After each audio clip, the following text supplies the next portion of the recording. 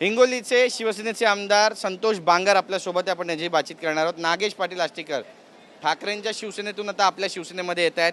जवळपास निश्चित झालंय. कधीपर्यंत पक्षप्रवेश होईल?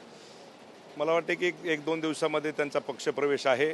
आज नांदेड विमानतळावरती आमचे सर्व शिवसैनिक त्यांचं स्वागत करण्यासाठी गेलेले आहेत. हजारोच्या संख्येने त्या ठिकाणी सर्व शिवसैनिक कार्यकर्ते जाऊन त्यांचं जल्लोषामध्ये स्वागत करणार आहेत. नक्कीच काल ओमराजे निंबाळकर यांनी जी आपली भूमिका मांडली आणि त्यांनी स्पष्ट केलं की नेमकं काय घडलं होतं, कुठे कमी पडले होते आणि पुढची त्यांची वाटचाल शिंदेच्या दिशेनं असेल असं पण ते म्हणाले होते.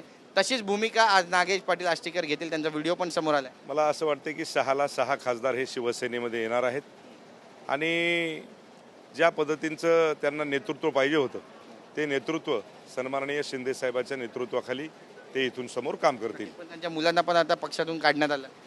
तुम्हाला सांगतो की मी त्या दिवशीच सांगलं तुम्हाला, तुमच्या माध्यमातून तुम्ही सांगितलं की नागेश पाटील काय आणि कृष्णा पाटील काय, हे दोन्ही एकच, बाप आणि लेक काय अलग असतो का?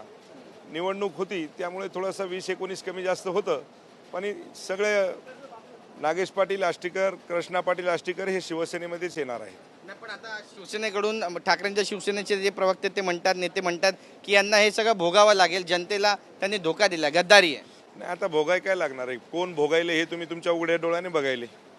गेल्या 2-3 वर्षामध्ये कुणाचे दिवस खराब आहेत आणि कुणाचे दिवस चांगले आहेत हे मला वाटते की महाराष्ट्राच्या जनतेने दाखवून दिले. ठाकरेंच्या शिवसेनेचे आणखी जास्त वाईट दिवस येणार असं म्हणायचं.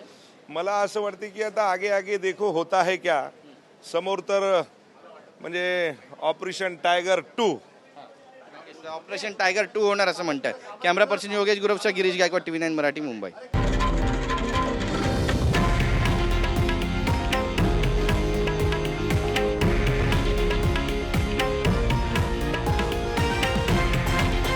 हे आहे देशातील नंबर 1 न्यूज नेटवर्क आणि आपण पाहत आहात TV9 मराठी, एकमेव.